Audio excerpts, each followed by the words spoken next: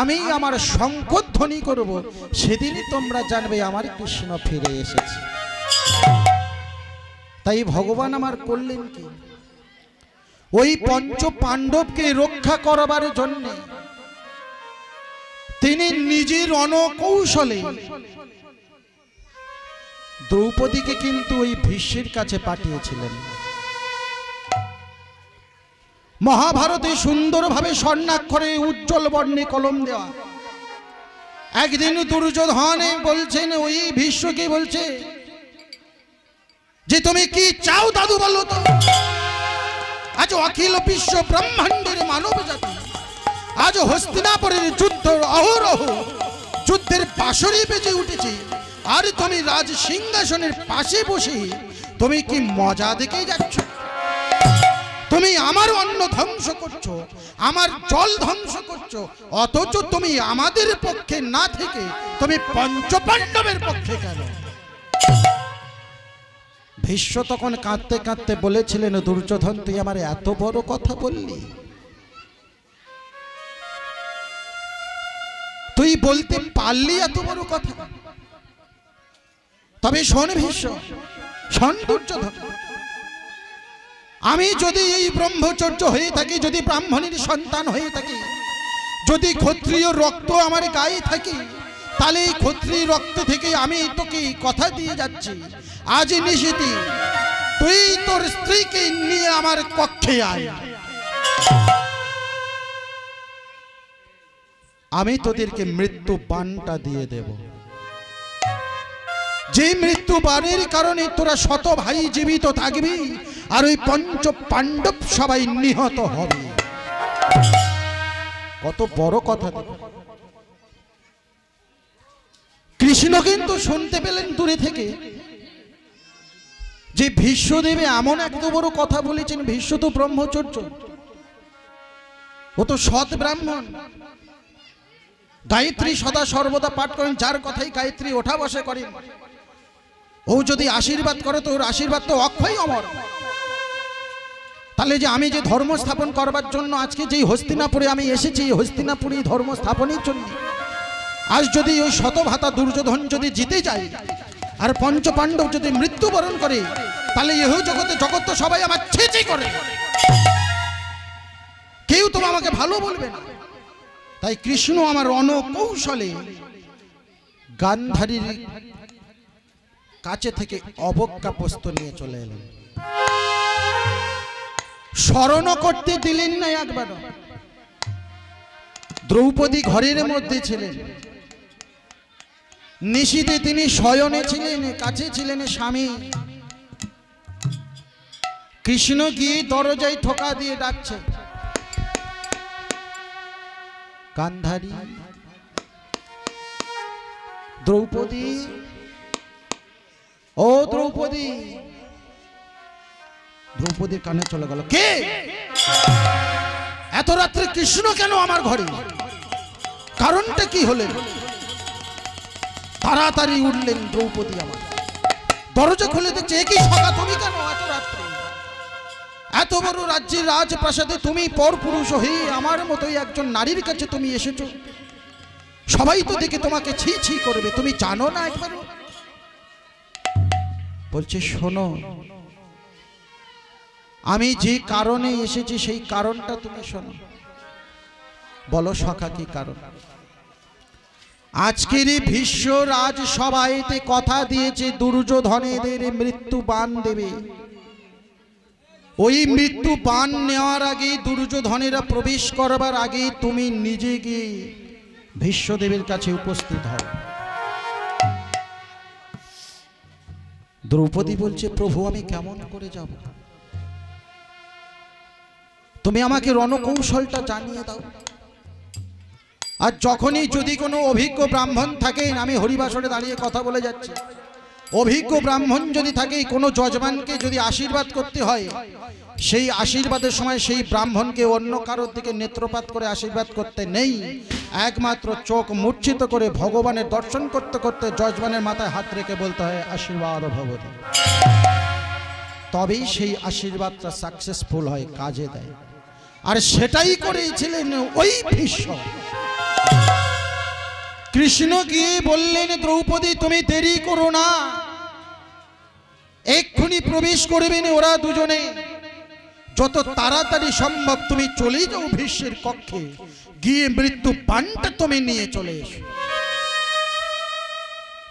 যাওয়ার সময় তিনি করেছিলেন কি, দ্রৌপদী আমার পায়েতে খড়ম দুখানি পরে নিয়েছেন। যেতে যেতে ঠক ঠক ঠক ঠক করে আওয়াজ হচ্ছে। কৃষ্ণ বললেন, দ্রৌপদী দাঁড়াও দাঁড়াও দাঁড়াও দাঁড়াও, তোমার ওই পায়ের আওয়াজে যদি কেউ জেগে যায়, তুমি পাদুকা দুটি খুলে রেখে তুমি খালি পায়ে হাঁটতে হাঁটতে তোমার ওই ভীষ্মের কাছে যাও। আস্তে আস্তে আস্তে করে যখনই দ্রৌপদী গিয়ে প্রবেশ করেছেন ভীষ্মের কক্ষে, প্রবেশ করে বলছেন, আমি এসে গেছি। আপনি বললেন তখন আমাকে আপনি বরদান করবেন, আপনি বরদান করুন। ভীষ্মদেব তখন দ্রৌপদীর মাথায় হাত রেখে বলেছিলেন, অক্ষয় সিঁদুরম ভবতি। নেত্রপাত করলেন, একি আমি আজ কাদের আশীর্বাদ করলাম? যেই দুর্যোধনকে আমি কথা দিয়েছিলাম তোদেরকে মৃত্যু বান দিয়ে দেব, আজ এত বড় রণকৌশল থেকে ছাদি, আজ দ্রৌপদী এসে মৃত্যু বানটাকে নিয়ে চলে গেল। কে পাঠিয়েছে তোকে? ওগো ভগবান, তুমি এখনো কেন গো নীরবে রয়েছো?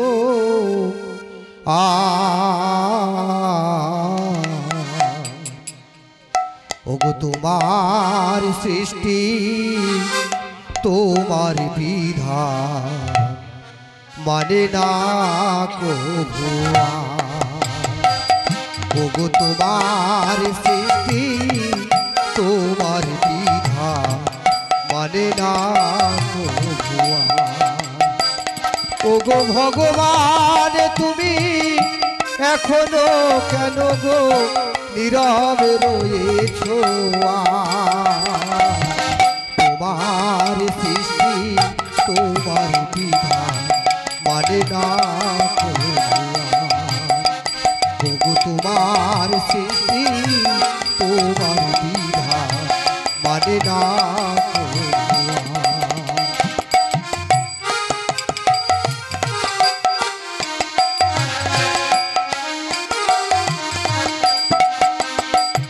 তুমি সুখী জনা করো সুখী, হরি বল হরি বল হরি বল।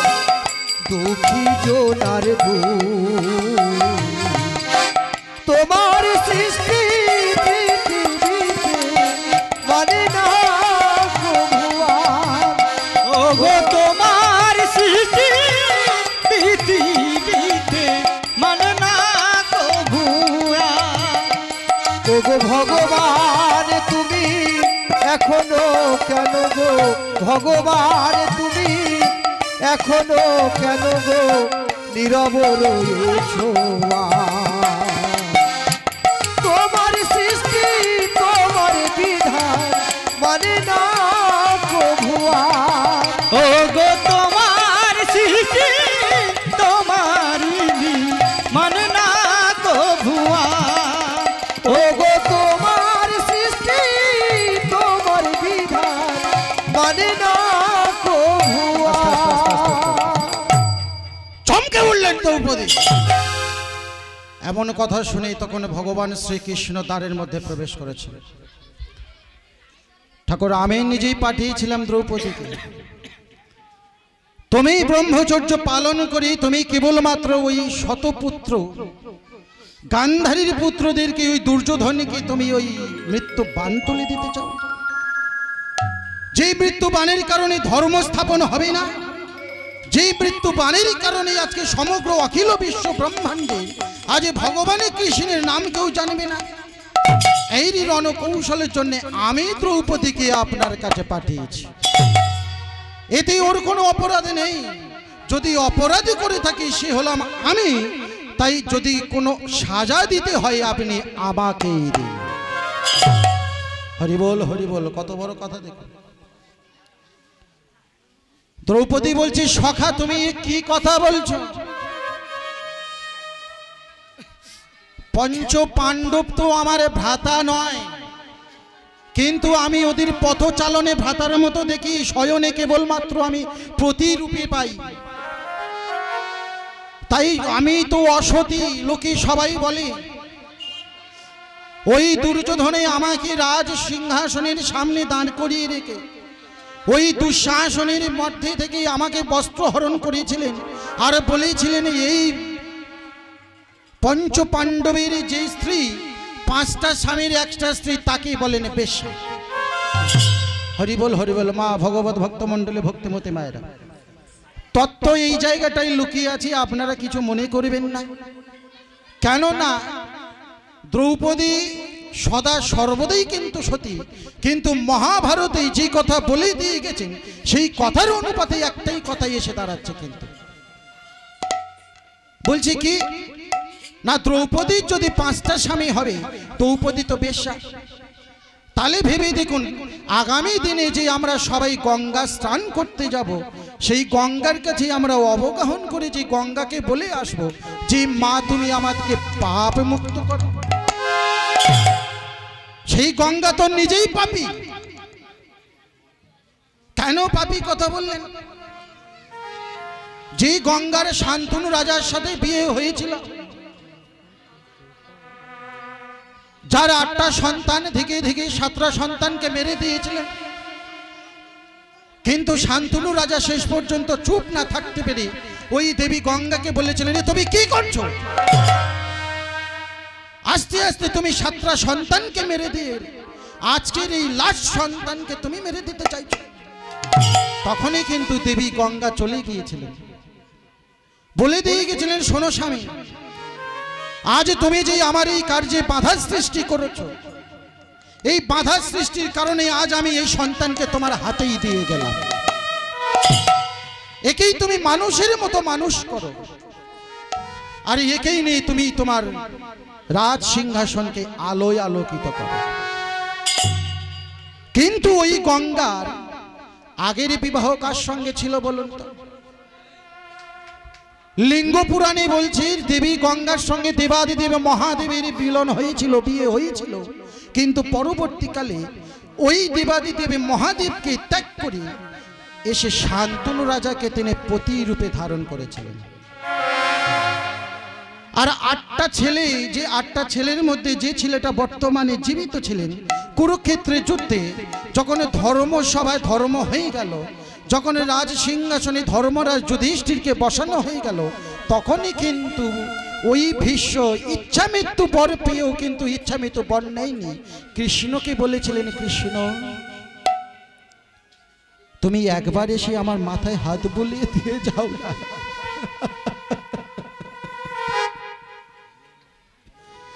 আজ অখিল বিশ্ব ব্রহ্মাণ্ডের যা কিছু করেছি আমি সব তো অপরাধ। যে অপরাধের কারণে আজ এই হস্তিনাপুরের রাজ সিংহাসনের সামনে আমি 95 বছরের এক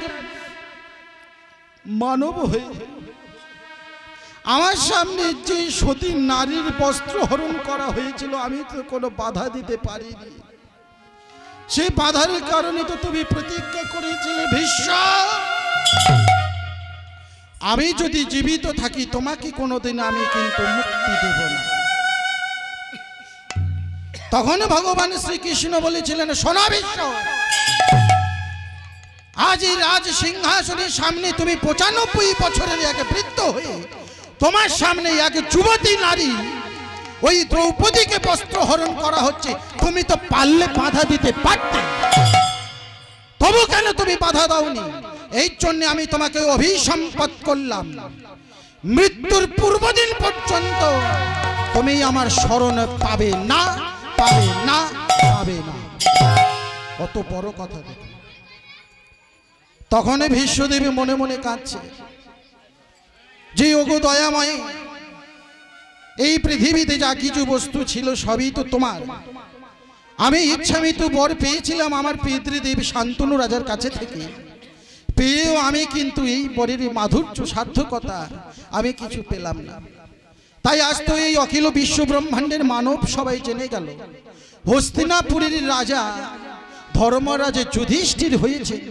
আমি তো ইচ্ছামিত বরে নিলেও নিতে পারি, কিন্তু তুমি আমার মাথায় একবার হাত বুলিয়ে দাও না কৃষ্ণ, তুমি আমার অপরাধ থেকে ক্ষমা করো না।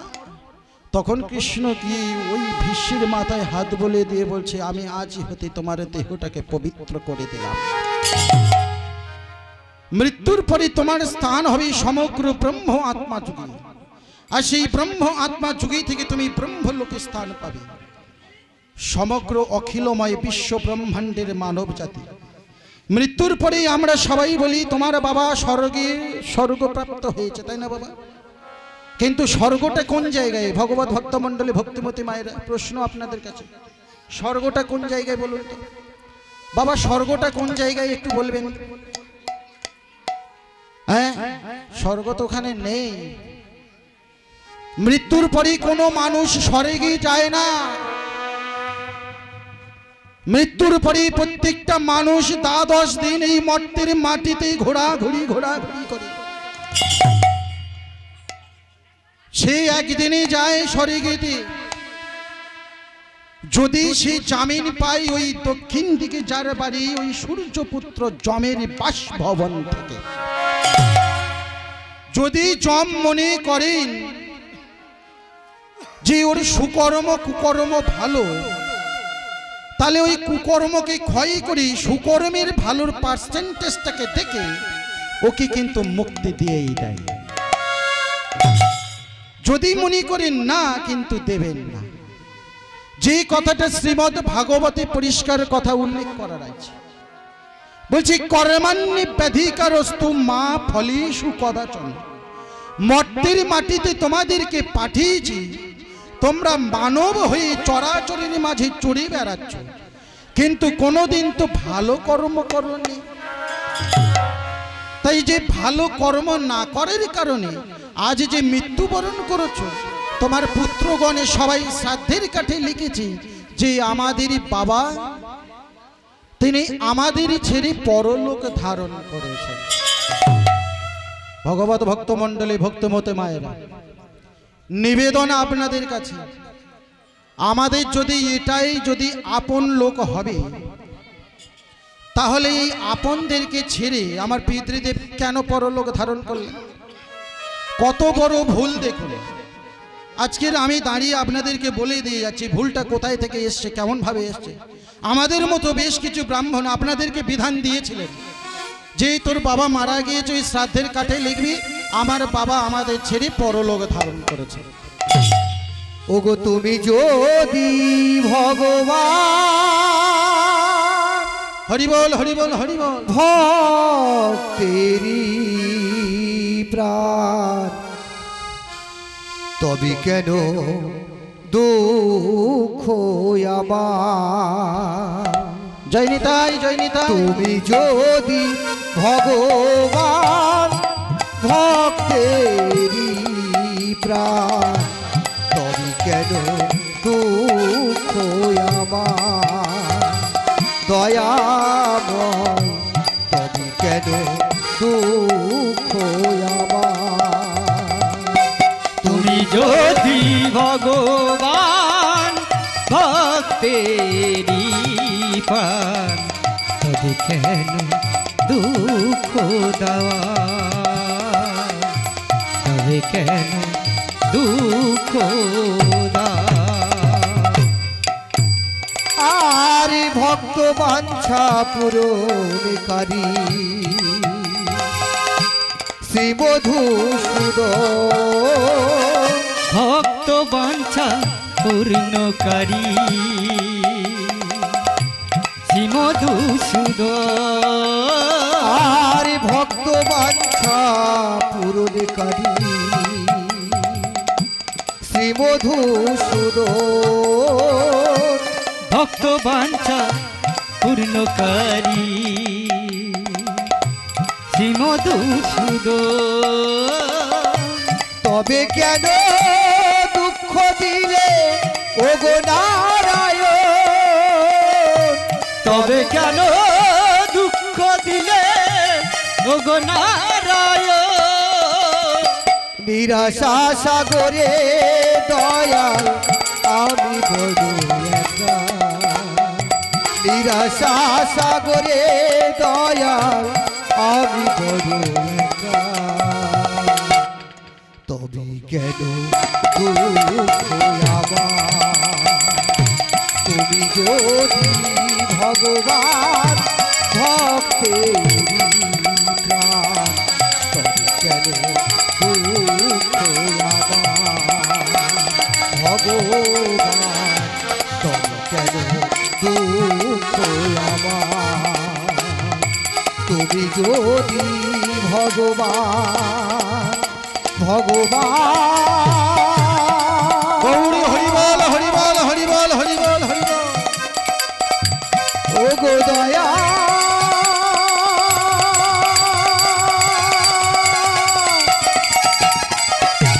ও গো দয়া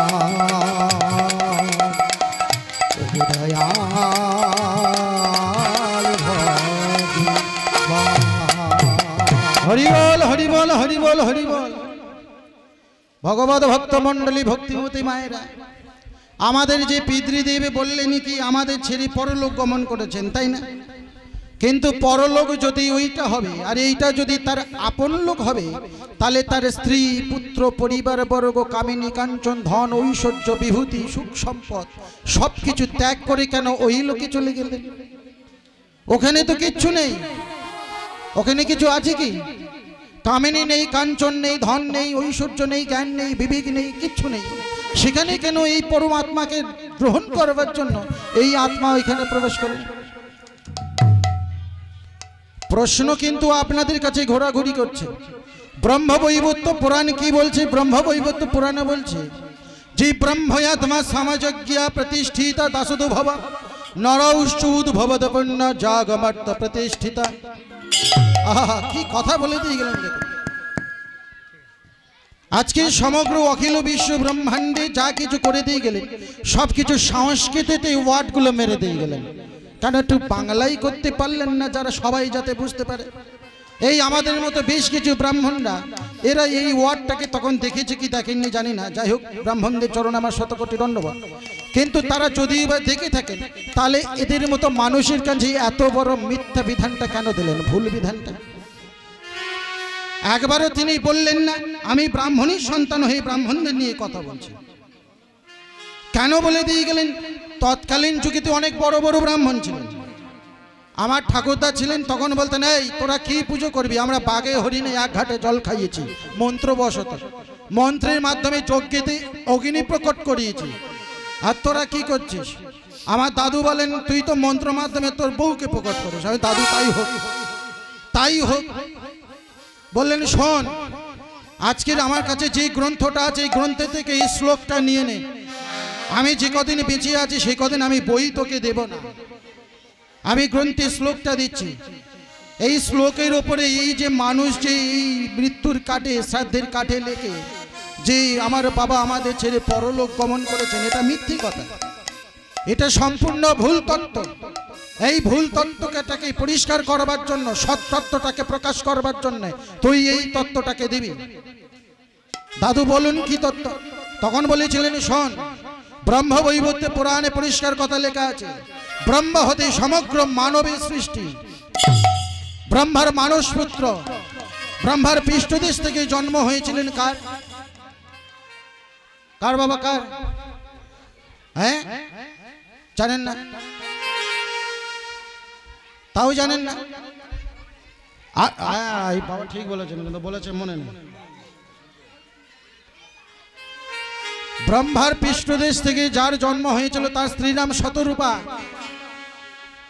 আর শতরূপার গর্ভেই সমগ্র মানবের জন্ম আর মানবের জন্মের কারণে সমগ্র মানুষ এই মর্তের মাটিতে চরাচর করছে তাহলে এই মর্তের মাটিতে চরাচর আমরা কোথায় থেকে এসেছি? ব্রহ্ম হতে এসেছি। আবার ব্রহ্মের মধ্যেই বিলীন। কেমন ভাবে বিলীনটা করাচ্ছে দেখুন। বলছি ব্রহ্ম আত্মা সমগণ্যা অগ্নিপুণ্য সমুদ্ভবা যা চ বস্তিতা ভবতু পুণ্যে দেবস্য মানবাস্তিতা। বলছি যে মানব ব্রহ্মা হতে জন্মগ্রহণ করেছে সেই মানব মর্তের মাটিতে এসে শেষ নিঃশ্বাস ত্যাগ করেছে, আর শেষ নিঃশ্বাস ত্যাগ করে আবার সেই ব্রহ্মার মধ্যে গিয়ে বিলীন হয়েছে। মানুষ কিন্তু মরে না, মানুষ কোনোদিন মরেনি, মরবেও না। কেমন ভাবে বলছে সৃষ্টির মাহাত্ম্য, আমি বইগুলো আপনাদের নাম বলে দিয়ে যাচ্ছি। সৃষ্টি মাহাত্ম্যতে পরিষ্কার কথা কি সুন্দর ভাবে উল্লেখ করে রেখে গিয়েছেন দেখুন। পঞ্চভূতি গড়া এই নর আত্মা, নর দেহ, পাঁচটা ভূতকে কি বলুন তো? ক্ষিতি, অপ, তেজ, মরুদ আর বোম। ভগবান বললেন আমি তোমাদের কাছ থেকে তিনটি জিনিস কেড়ে নেব, আর তিনটি জিনিস কেড়ে নেওয়ার কারণে তোমাদের নশ্বর দেহটা ভূমিতে পড়ে থাকবে। বলছে কি তিনটি কি?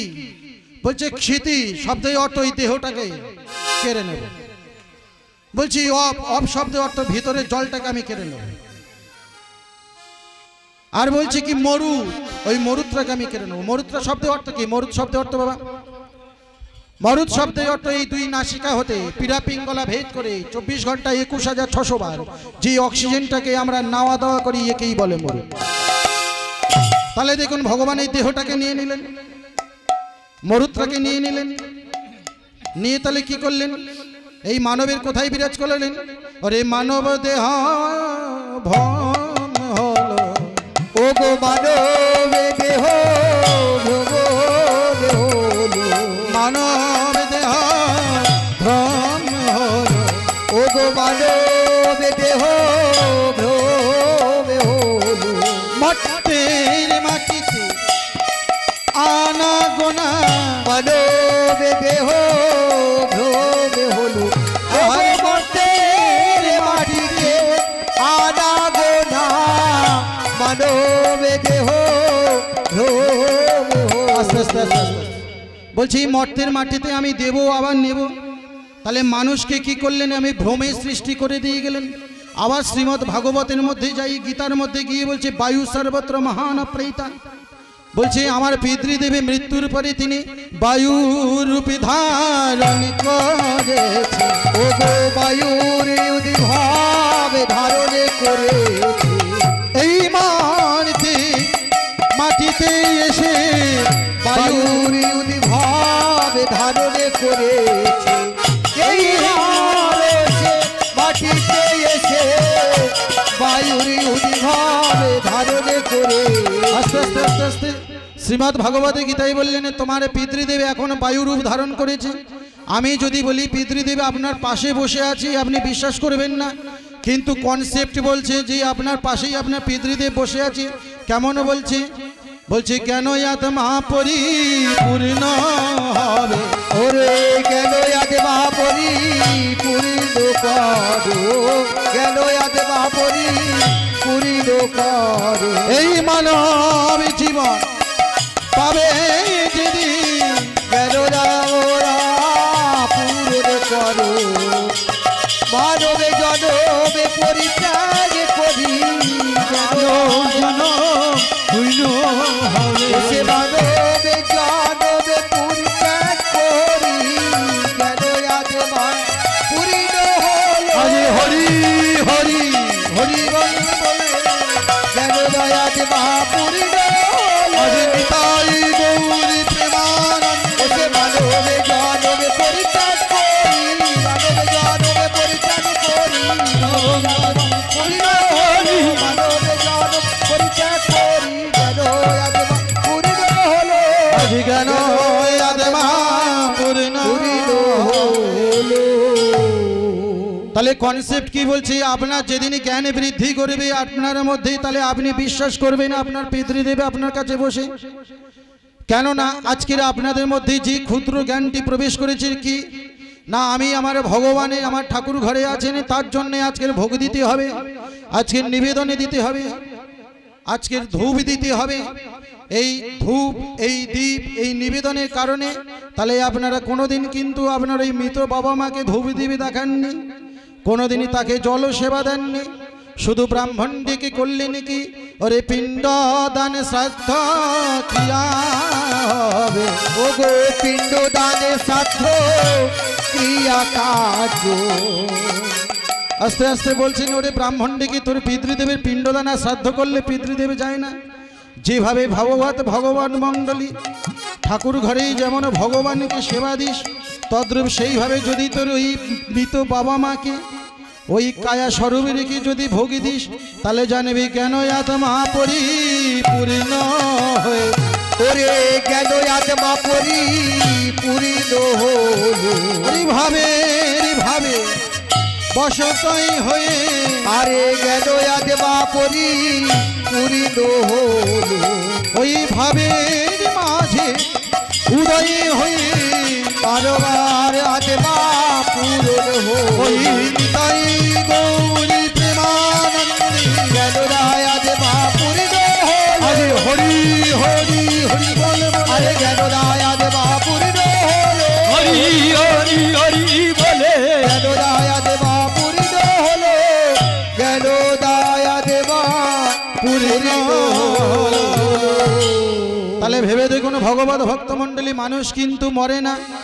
তাই সৃষ্টি পুরাণে তিনি স্বর্ণাক্ষরে কলম দিয়ে গেলেন যে মানবে যা কিছু সৃষ্টি যা কিছু রচনা করার করেই একেবারেই মর্তের মাটিতেই আমি ছেড়ে দিয়েছি। তাহলে বর্তমান দিনে আমাদের সেন্ট্রাল গভর্নমেন্ট বলি বা স্টেট গভর্নমেন্ট বলি, যেভাবে এরা প্রতি বছর যেই প্রতিদিন প্রতিভাবে তারা প্রতি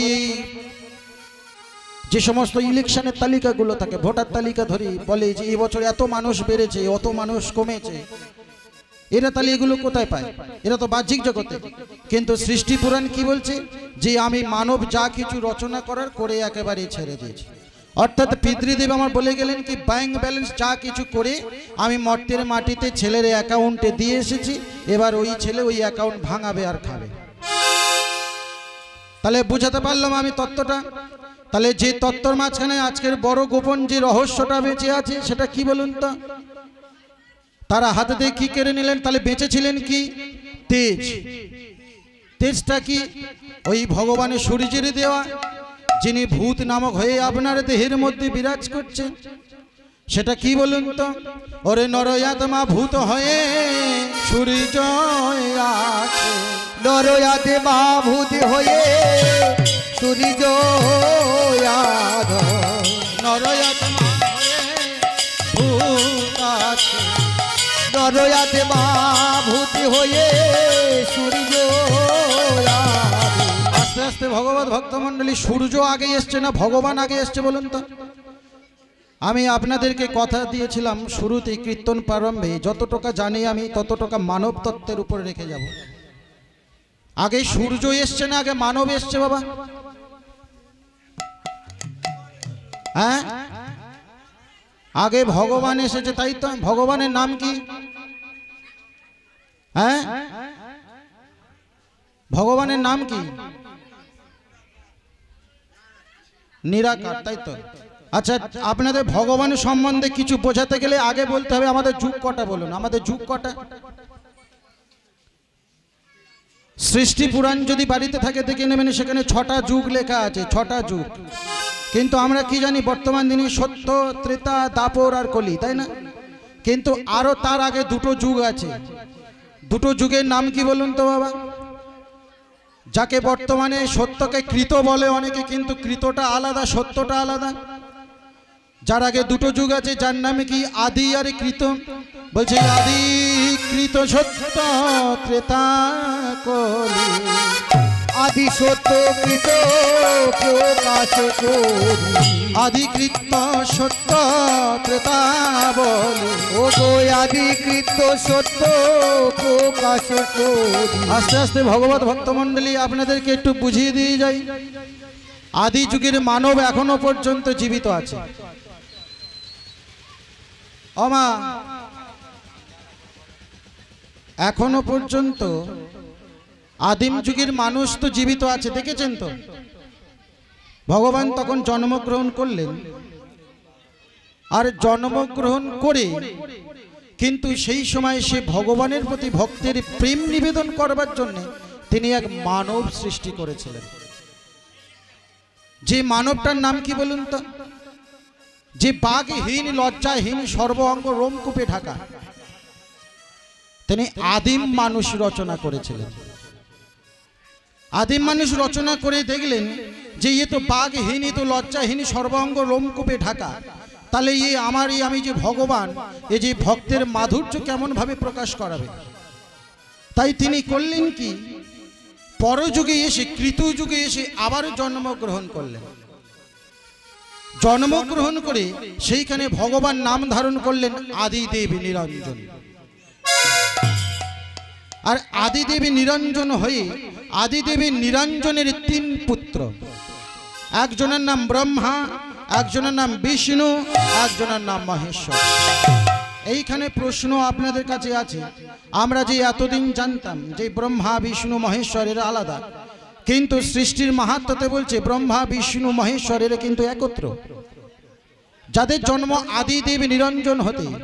তাই গ্রহ পুরাণে আপনারা পরিষ্কার পেয়ে যাবেন, আদিদেব নিরঞ্জন ক্ষীরদ শয়ন, বন্দিলামে ভূমি লুটি তাহার চরণ, যার ইচ্ছা মতে সৃষ্টি এই ত্রিভুবন, বিধি বিষ্ণু আর মহেশ্বরের দেবগণ। কত সুন্দর গ্রহ পুরাণে আপনাদের বর্ণনা দিয়ে গেলেন। তারপরে এলেন কি সত্যযুগ, তারপরে এলেন ত্রেতা যুগ, তারপর এলেন দাপর যুগ, তারপর বর্তমান কলযুগ। এই কলিযুগে ভগবানকে চিনবার জন্য ব্রহ্মার মানস পুত্র ভৃগু তিনি ভগবান জানার ইচ্ছা করলেন। তিনি বললেন যে হে পিতৃদেব, আমি যে আপনার অঙ্গে থেকে জন্মগ্রহণ করেছি, আমি আপনার মানস পুত্র ব্রহ্মা, আমাকে আপনি বলুন এই জগতে ভগবান কে আছে? ব্রহ্মা তো অবাক হয়ে গেলেন।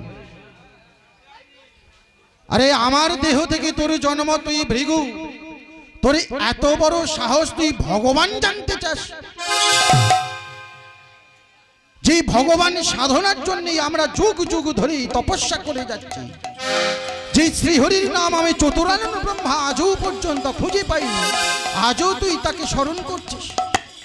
আমি জানি না কে ভগবান।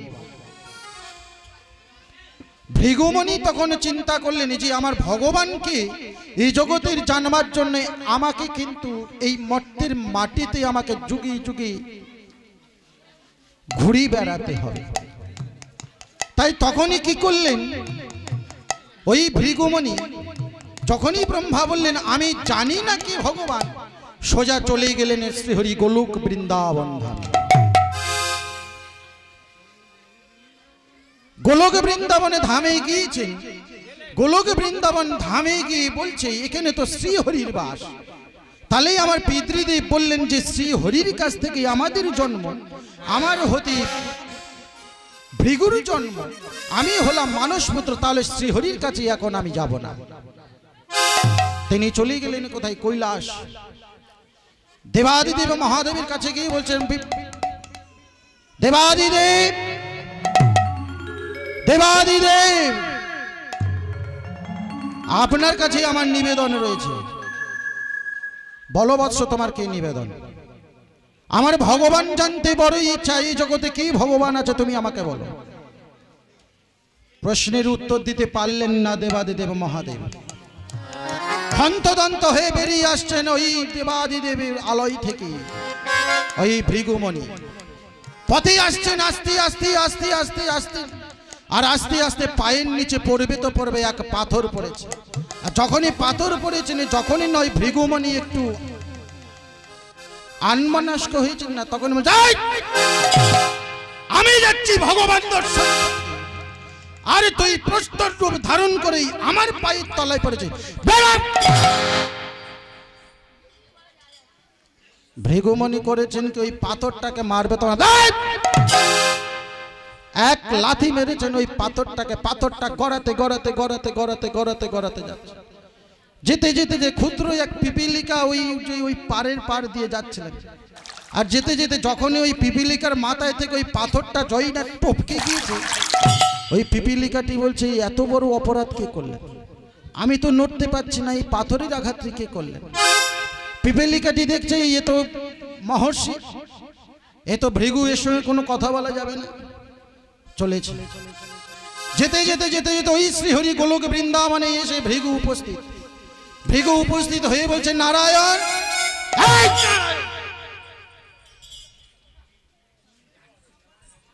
এসেই মাত্র ভগবানের পক্ষে পদাঘাত করলেন। ভগবান আমার তখন নিদ্রাগত, যেই না ভগবানের পক্ষে পদাঘাত করছে, নারায়ণ আমি ব্রহ্মার মানস পুত্র, আমি ভৃগুমণি, আমার পিতৃদেব আমাকে ভগবান সম্বন্ধে অর্থ দিতে পারেনি, দেবাদিদেব মহাদেবের কাছে গেলাম, কি ভগবান আমাকে বলতে পারলেন না, আমি আপনার কাছে এসেছি, আপনিই বলুন কে ভগবান। শ্রীহরি আমার ভৃগুমণির দুটো পা জড়িয়ে ধরে বলছে বৎস তোমার লাগেনি তো, তুমি তো পাষাণে আঘাত করেছ, এ হেন পাষাণে যে আঘাত করি তার পাটা ঠিক আছে তো। যখনই না তার পাটাকে একটু মর্দন করে দিচ্ছেন না বাবা, তখন ওই ভৃগুমণি বলছি আহারে আমি যার পক্ষে পদাঘাত করলাম সে কিনা আমার পদমর্দন করে দেয়, যার পক্ষের যন্ত্রণা যেটা বুঝতে পারি সেই হলেন আজকে সচকত ভগবান। ভৃগুমণি নিজেই ভেবে নিলেন যে আজকের ভগবানে যদি হয়ে কেউ থাকেন তাহলে সে হলেন শ্রীহরি নারায়ণ। তাই নারায়ণকে বলছেন হে নারায়ণ আমার ভগবান জানা হয়ে গিয়েছে। বলছে কি? বলছে তুমি হলেন স্বয়ং ভগবান। নারায়ণ বলছে না না আমি ভগবান নয়। বলছে হ্যাঁ ভগবান। পাশে ছিলেন নারদমণি, সারাক্ষণে বিনা যন্ত্রটি হাতে নিয়ে সারাক্ষণে কীর্তন করে করে বেড়ান, কীর্তন করে করে বেড়ান। নারায়ণ বলছেন, ওই নারদ তখন বলছে নারায়ণকে, নারায়ণ আমি তো প্রতিদিন তোমার স্মরণ নেই, আমি তো প্রতিদিন তোমারই গুণগান করি, তোমারই কীর্তন করি, তাহলে আজকের এই ভৃগু এসে তোমার পক্ষে পদাঘাত করলো, তার পাদমর্দন তুমি করে দিচ্ছ। আর আমি যে তোমার এত নাম করি কই তো তুমি আমাকে কোনোদিনও চিনতে পারলে না। নারদের মনে কিন্তু একটা হিংসার উদ্ভব হয়ে গেল। ভগবান আমার অনন্তজামিত, তিনি ওই নারদকে বোঝবার জন্যে, নারদকে ভগবান দর্শন করাবার জন্যে তিনি করেছেন কি, ওই কাংস পাত্রী করে না ক্ষীর দিয়েছে। আর ক্ষীর দিয়ে নারদকে বলছে নারদ এই সমগ্র অখিল বিশ্ব ব্রহ্মাণ্ডে মানব জাতি তিনটে ধাম চেনে, আর তুমি তো তিনটে ধামের মধ্যে যাও, তার তিনটে ধামের মধ্যে থেকে এই ক্ষীরপাত্র দুত্রি নিয়ে তুমি আমার নাম করতে করতে ভ্রমণ করে আমার কাছে ফিরবে, তবেই আমি জানবো তুমি আমার কত বড় ভক্ত। আহা হা, কত বড় কঠিন পরীক্ষায় ফেলে দিয়েছেন দেখুন। নারদ করেছেন কি, ওই কাংস পাত্রের ক্ষীরটা নিয়ে আস্তে আস্তে আস্তে আস্তে করে চলেছে, মুখে একবারও নাম করছে না। যখনই না ঘুরতে ঘুরতে ঘুরতে ঘুরতে আবার ওই গোলক শ্রীধাম বৃন্দাবনে এসে উপস্থিত হয়েছে। নারায়ণকে বলছি ওগো নারায়ণ দেখো আমি এই কাংস পাত্রীর দুধ যেমন দিয়েছিলে তেমনটি তোমার কাছে এনে ফিরিয়ে দিয়েছি, এবার বলো কে বড় ভক্ত। বলছে নারদ কাংস পাত্রে তোমাকে আমি দুধ দিয়েছি, তুমি শুধু ওই দুধের চিন্তা করে এই শ্রীধাম বৃন্দাবনে এসে উপস্থিত হয়েছো, ত্রিধাম অবতীর্ণ করে, কিন্তু একবারও তুমি আমার নাম স্মরণ করনি। অনন্তজামী নারায়ণ নারদ বলছেন, বেশ, সে তো ঠিক কথাই বলেছেন আপনি। আচ্ছা নারদ, আমি যে কথা বলছি তো ঠিক, তো তুমি আমার নাম স্মরণ করেছিলে? বলছে, না প্রভু। আরে আমি আপনার নাম স্মরণ করব কেমন? আপনি তো আমার কঠিন পরীক্ষায় ফেলে দিয়েছিলেন। ওই কাংস পাত্রের দুধকে লক্ষ্য করব না আমি আপনার নামকে লক্ষ্য করব? আপনি আমার হাতে কাংস পাত্র ভরে দিয়েছেন, আমি যদি পথে যেতে যেতে যদি পড়ে যাই আর কাংস পাত্রের দুধ যদি উল্টে যায়, যদি আমি গোলক বৃন্দাবনে আসি, তুমি বলবে আমি তো তোমার ভক্ত নই। তাহলে এত বড় কঠিন পরীক্ষায় তুমি আমাকে ফেলে দিয়ে আবার তুমি আমার বলছো তুমি নাম স্মরণ করেছো। বলছে, নারদ, এতে তোমার দুঃখ প্রকাশ করার কোনো কারণ নেই, এতে তুমি দুঃখ প্রকাশ করো না। নারায়ণ, কেন জানো তুমি দুঃখ প্রকাশ করবে না? এই জগতে না 4 জন ভক্ত আছে, 4 প্রকারের ভক্ত। 4 প্রকারের ভক্ত কেমন জানো? বলছি কি, চতুর্বিধা ভজন্তি মাং জনা সকৃতি নহর্জুন আত্মজিজ্ঞাসুরতার্থী আর বিজ্ঞেশু ভারতবর্ষ। শোনো না, চতুর্বিধা ভজন্তি মাং, 4 প্রকারের ভাবে মানুষ আমাকে ভজন করে। জনা সকৃতি নহর্জুনা, নিজেদের স্বীকৃতি করবার জন্য, আমাকে প্রকাশ করাবার জন্য তারা যে নাম করে। আত্মজিজ্ঞাসুরতার্থী জিজ্ঞাসু ভারতবর্ষ, কেউ বা আর্তনাদে পড়ে আমাকে স্মরণ করে, কেউ বা দুঃখে পড়ে আমাকে স্মরণ করে, কেউ বা লজ্জায় পড়ে আমাকে স্মরণ করে, কিংবা রাতে রাস্তায় ভয় পেয়ে আমাকে স্মরণ করে। তাই নারদ, তুমিও হলে আমার একজন ভক্ত, এতে তোমার দুঃখ করার কারণ নেই। তাই ভৃগু যখনই ওই ভগবানকে দেখে ফিরে যাচ্ছে, তখন ভগবান বলছে, ও হে, তুমি তো ব্রাহ্মণের সন্তান, ব্রহ্মার অঙ্গ থেকে তোমার জন্ম। আজই হতে আমার পক্ষেতেই তোমার মতো এই ব্রাহ্মণের পাদচিহ্ন আমি রেখে দিলাম। কেন জানো না? ব্রহ্ম আত্মা সমপূর্ণা দেহাস্থিতা পাদৌ ভব, যেই চ পাদৌ ভবতি ভূতানি সর্বরক্ষ বিপদ নাশয় নাশয়। এই জন্যই আজকের ভগবত ভক্ত মণ্ডলে ভক্তমতী মায়েরা ওই বিষ্ণুর পক্ষে যে পাদচিহ্নটা, ওটাই ওই রেখে দিয়েছিলেন, ওই ভৃগুর পাদচিহ্ন। ওই ভৃগুর পাদচিহ্ন রেখে তিনি চলে গিয়েছিলেন। তখনই নারদ প্রশ্ন করছে, ওই নারায়ণ কি আচ্ছা ভগবান? এই জগতে তুমি যদি ভগবান হবে, তাহলে ঈশ্বর কি হবে? তাহলে ঠাকুর কি হবে? তাহলে দেবতা বাকে? কত বড় প্রশ্ন! দেখুন, প্রশ্ন আপনাদের কাছে আমার। আপনারা বাড়িতে কালী ঠাকুর নিয়ে আসেন, তাকে বলেন ঠাকুর। মন্দিরে আমার শ্রীহরি অনন্ত নারায়ণ বিরাজ করছেন, তাকেও বলছেন ঠাকুর। বাড়িতে মনসা ঠাকুর থাকলে তাকেও বলেন ঠাকুর। বলেন তো, তাহলে আপনারা সবাইকে যদি ঠাকুর বলে গেলেন, তাহলে ঈশ্বরটা কে? তাহলে ভগবানটা বা কে? তাহলে ঠাকুরটা বা কে? তাহলে দেবতা বা কে? কত বড় প্রশ্ন, কত বড় তত্ত্ব লুকিয়ে আছে দেখুন এই জায়গায়।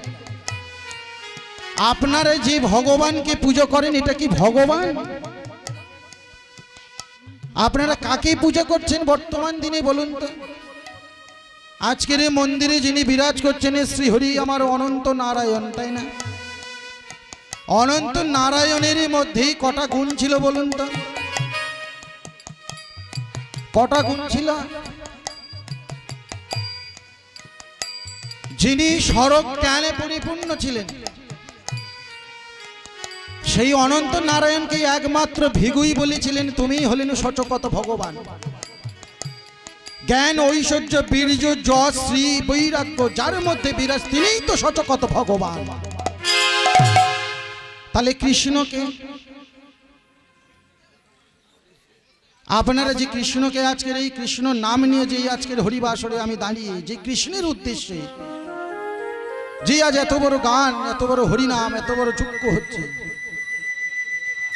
তাহলে এই কৃষ্ণটাকে কৃষ্ণ ভগবান না ঈশ্বর আপনারাই বলুন। বাবা প্রশ্ন আপনার কাছে, কৃষ্ণ ভগবান না ঈশ্বর? কৃষ্ণের মধ্যে সর ঐশ্বর্য গুণ ছিল, তাই তো? কিন্তু কনসেপ্ট বলছে, গ্রন্থ বলছে কৃষ্ণের মধ্যে সর ঐশ্বর্য কিছু ছিল না। কেন বললেন? শ্রীমদ্ ভাগবত গীতার মধ্যে প্রবেশ করুন।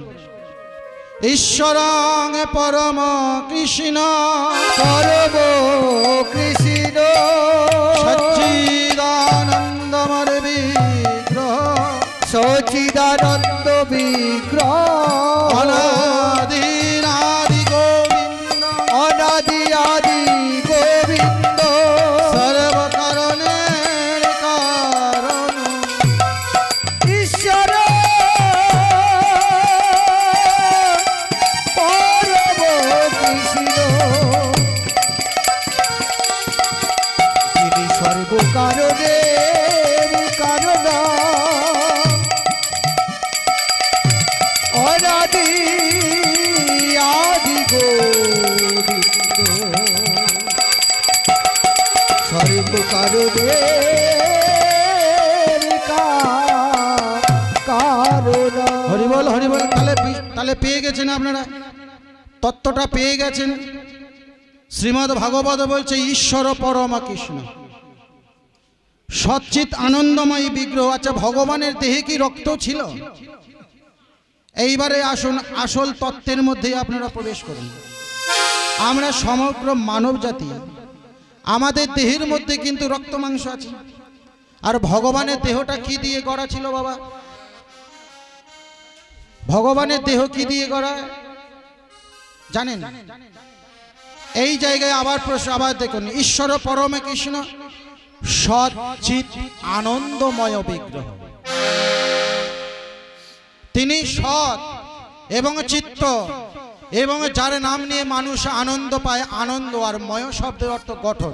তাহলে সৎ চিত আনন্দময় বিগ্রহ হলেন ভগবান শ্রীকৃষ্ণ। তাহলে ভগবান দর্শন পেলেন, ঈশ্বর দর্শন পেলেন। এবারে ঠাকুর দর্শন করুন। ঠাকুর কাকে বলবেন? বর্তমান দিনে ঠাকুর হলেন পরমহংসদেব রামকৃষ্ণ, ঠাকুর বামদেব, এরাই হলেন ঠাকুর। ঠাকুর বিঠ্ঠল মহারাজ, ওঙ্কারনাথ, এরাই হলেন ঠাকুর। তাহলে দেবতাকে, দেবতা একটু প্রবেশ করুন।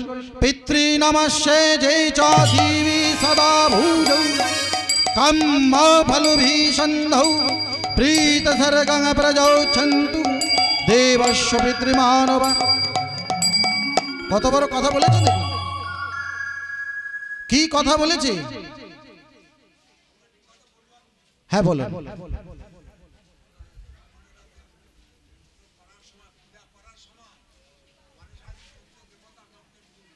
গণেশ আদি পঞ্চদেবতার নাম। খুব ভালো, খুব ভাইটাল প্রশ্ন তো।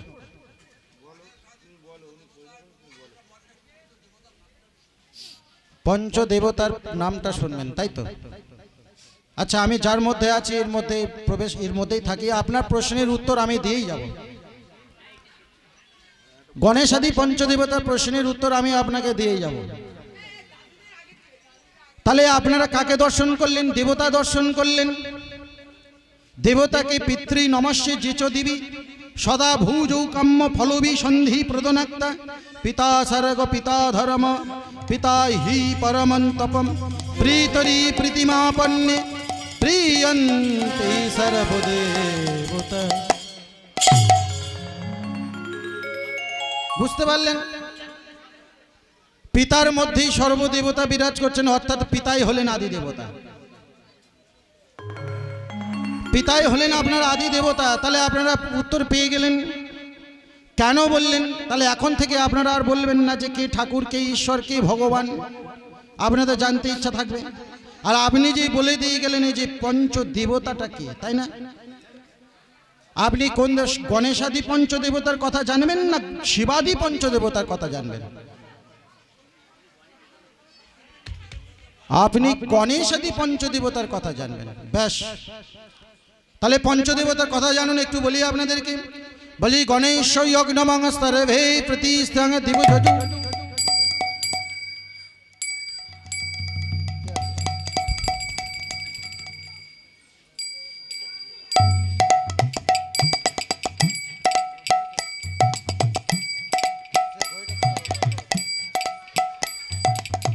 হরিবল হরিবল বাবা ভগবত ভক্তমণ্ডলী ভক্তিবতী মায়েরা। আমার পরে আমার ছোট্ট বোন আসবে এখানে তার লীলা কীর্তন পরিবেশন করতে। যেহেতু প্রত্যেকের একটা করে সময় বাঁধা থাকে, যেহেতু আপনি যে প্রশ্নটা করেছেন আমি প্রশ্নের উত্তরটা দিয়ে দেবো।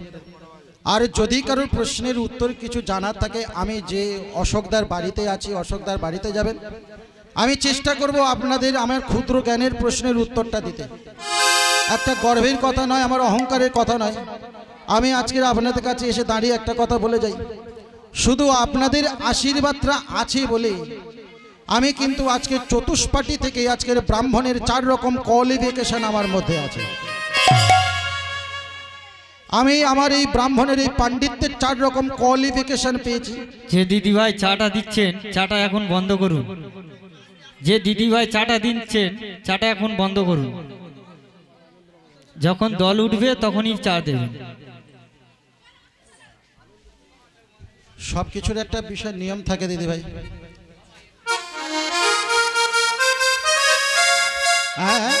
আনন্দ নব ঘন শ্রীকৃষ্ণ নয়নাভিরা চরণে শরণ নীলা ধন্য এ ত্রিভুবন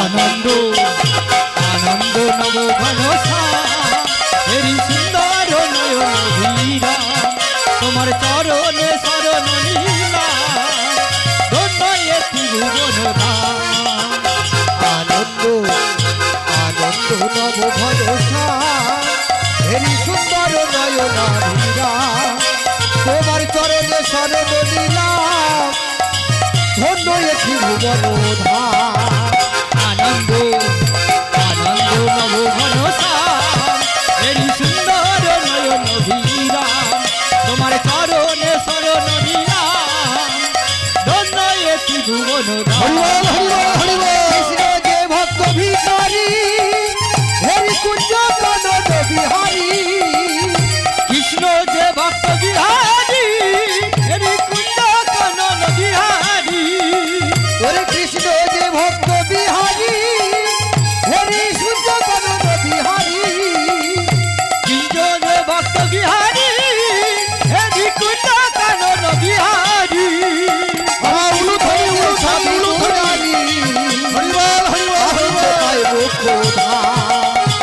আনন্দ আনন্দ নব ঘন হেরি সুন্দর নয়নাভিরা তোমার চরণে শরণ নীলাম ধন্য এ ত্রিভুবন আনন্দ আনন্দ নব ঘন হেরি সুন্দর নয়ন ধীরাম তোমার চরণে শরণ নীলাম ধন্য এ ত্রিভুবন আনন্দ আনন্দ নব ঘন হেরি সুন্দর নয়নাভিরা চরণে শরণ নীলাম ধন্য এ ত্রিভুবন আনন্দ নব ঘন গৌর প্রেমানন্দ হরিবল হরিবল হরিবল। চরণে শরণ নীলাম ধন্য এ ত্রিভুবন বলো ধন্য এ ত্রিভুবন বলো ধন্য এ ত্রিভুবন তাহলে ভগবত ভক্তমণ্ডলী ভক্তিমতী মায়েরা আমরা এসেছিলাম কোথায়? ভগবান দর্শন করবার জন্য আজকে, তাই তো? তাহলে ভগবান দর্শন আপনাদেরকে করিয়ে দিয়ে যাব আমি। তার আগে কিন্তু আমার একটা কথা রয়েছে, কি না, সূর্যম অগ্নমশ্চৈবং বিষ্ণুমা দেব রুদ্র অথৌ মা জয়তি দুরিগি দেবস্থিত ফলৌ ভুব। তাহলে এবারে ভেবে দেখুন, ব্রাহ্মণরা সর্বপ্রথম আসনে বসে কি করে? বলে হাতে জল নাও, নিলাম। জলটা কোথায় রাখলেন? বাম হাতে। বাম হাতে জলটা রেখে কি করলেন? জলটাকে হাতে স্টোর করলেন, অর্থাৎ জলটাকে হাতে রাখলেন। এবার কি করছেন? ডান হাতে বৃদ্ধাঙ্গুলি, মধ্যমা এবং তর্জনী, যাকে ইংলিশে বলছে কি মিডিল রিং আর থাম, 3টে আঙুল অ্যাড করে কি বলছে? টাচ ইউর ওয়াটার, বলছে অ্যাড লিপ, অর্থাৎ ঠোঁটে জলটা দাও, বলছে নম শ্রী বিষ্ণু, নম শ্রী বিষ্ণু, নম শ্রী নম শ্রী বিষ্ণু। জলটা ফেলে দাও। কোথায় ফেলতে বলেছে? বাম দিকে ত্যাগ করতে বলেছে। বাম দিকে। ওই জলটা কে পাবে? আচ্ছা, আমি যদি আপনাদের বলে দিয়ে যাই, আপনি তো আমাদের মতো বেশ কিছু ব্রাহ্মণ এলে তো কাটি মারবেন, তাই না বাবা? হরি বল হরি বল। বলবেন আমাদের হরিবাসরে একটা ব্রাহ্মণের ছেলে এসেছিল, ব্রজগোপাল মুখোপাধ্যায়, ও এই ওষুধটা দিয়ে গেছে। আচ্ছা ঠাকুরমশাই, বাম দিকে এই জলটা কেন ফেলা হবে? বলবেন তো, আপনারা বলবেন তো। আর বললে সেই যে ব্রাহ্মণটা আছে, সে বলবে ইয়ে শালার খেদে খাচ্ছি নেই, এসে ব্রাহ্মণদের আদি অস্ত্রগুলো দিয়ে চলে যাচ্ছে। হরি বল। হ্যাঁ তাই না বাবা, এগুলো ঠিক কি না? তাহলে আপনাদের কাছে দিয়ে যাই তত্ত্বটা কি। বলছি যখনই এই জলটা বাঁদিকে ফেলছেন, তাহলে বাঁদিকে উচ্ছিষ্ট পাত্র একমাত্র উদ্ধার করে কে? কে উদ্ধার করে? আমাদের রমণীরা। আমাদের বাঁদিকে উচ্ছিষ্ট পাত্রটা নিয়ে নাও, ওম বিষ্ণু ওম বিষ্ণু ওম বিষ্ণু, এই নাও জলটা ফেলে দিয়ে এসো গঙ্গায়। হরি বল হরি বল। কত বড় প্রশ্ন দেখুন। ফেলে দিলেন, তারপর বলছেন ব্রাহ্মণ চাই হাত জোর কর, বলুন নমঃ তদ বিষ্ণু পরমং পদং সদা পশ্যন্তি সুরয় দিবিব চক্ষুরাতত। আচ্ছা ঠাকুরমশাই, আপনি আমাকে দিয়ে যে মন্ত্রটা পাঠ করালেন, তাহলে এই কয় কথার অর্থ কি?